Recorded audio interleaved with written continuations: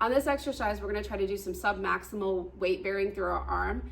It's really important that when we do that, we have a good stabilization on the socket part of the shoulder. So we have a socket for the shoulder, we have a ball, right? So if that socket is not stable, we're gonna get a lot of migration happening. So it's really important to make sure that that socket is stable. And how do we do that? We make sure our shoulder blade muscles are really contracting and be in a good position so that it holds that shoulder in place and we don't get a lot of migration and movement there.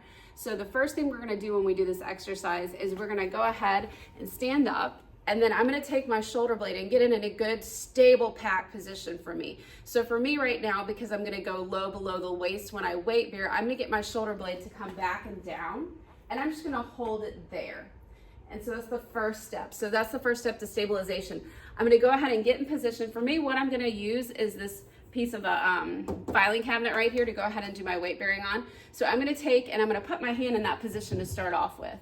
Then what I'm gonna do from here, I can either go on the side or flat if I want to. Sometimes the side's a little bit more comfortable. I'm just gonna go flat because it's a better position and more comfortable for me. I'm gonna take my shoulder blade back and down and get it set. When I do that, I have to come over it a little bit more so that my shoulder and my hand are in the same plane. So you wanna make sure that this is in alignment here and here when you're weight bearing through that shoulder. I'm getting my shoulder blade down and back and I'm holding it in place. Then I'm gonna try to put a little weight through my hand just by kind of shifting my weight to that side. I'm putting maybe 10 or 15% of my weight through this, and I'm already feeling a good tightness starting to happening. I'm already contracting my shoulder blades, but those muscles around the shoulder blade are getting tighter the more weight I put through it.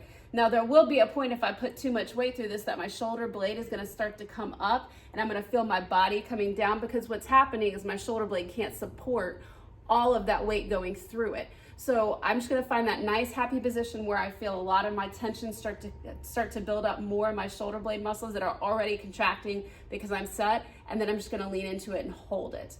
So to start off again with this exercise, let's take you through it one more time. I'm gonna show you with a different grip on this arm here.